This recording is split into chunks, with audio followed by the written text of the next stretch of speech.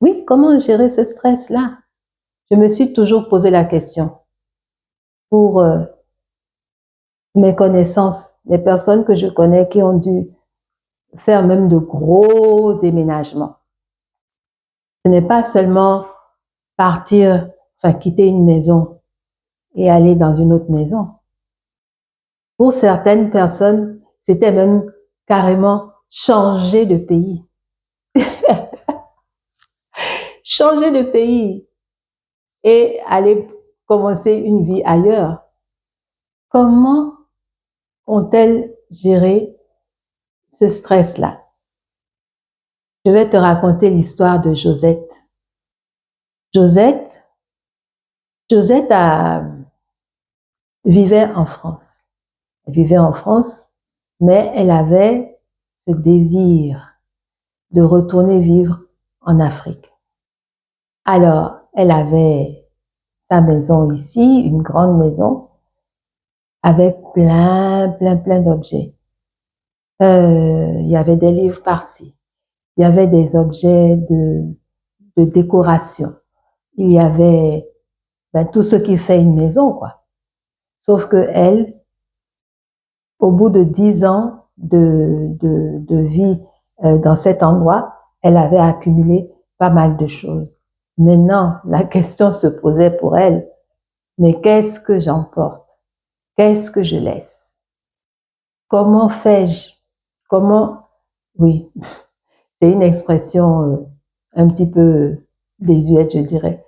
Comment est-ce que je vais faire? Voilà les questions qu'elle se posait. Et j'avoue que pour avoir été confrontée moi-même à un déménagement beaucoup plus modeste, bien sûr, ça n'a pas été facile parce que ça a été l'occasion de faire un grand ménage.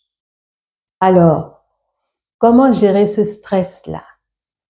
Mais c'est bien simple.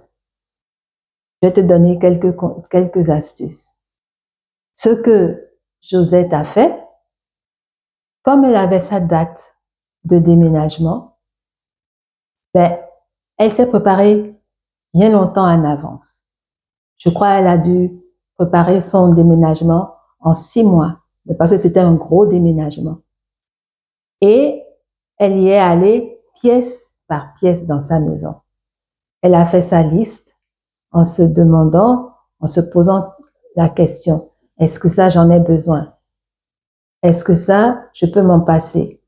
Et c'est ainsi qu'elle a, pièce par pièce, fait le ménage et puis dans le calme, parce que elle s'y est prise à l'avance, comme je dis 6 mois à l'avance, pièce par pièce, elle a dû mettre 1 semaine par pièce, des fois même moins.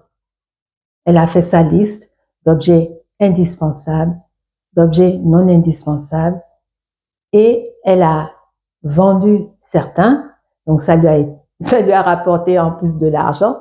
Elle a vendu certaines choses, d'autres, elle en a fait don, et d'autres, elle les a emportées avec elle. Elle a préparé son déménagement. Et c'est ainsi qu'elle a pu faire ce déménagement de manière sereine, sans stress, parce qu'elle s'était organisée bien longtemps à l'avance. Donc, comment gérer le stress d'un déménagement? Voilà quelques astuces que je viens de te donner. Il faut préparer, organiser et préparer ce déménagement-là assez longtemps à l'avance et ne pas s'y prendre à la dernière minute. Je connais une autre personne qui, elle, s'est prise à la dernière minute pour faire son déménagement. Tu sais ce qu'elle a fait? Elle a tout fourré dans des sacs poubelles. Tout dans des sacs poubelles et ça a été jeté comme ça dans le véhicule qui aidait à faire le déménagement. Donc, on avait des tas de sacs poubelles et on aurait pu penser que c'était des déchets à jeter. L'image que ça donne, voilà.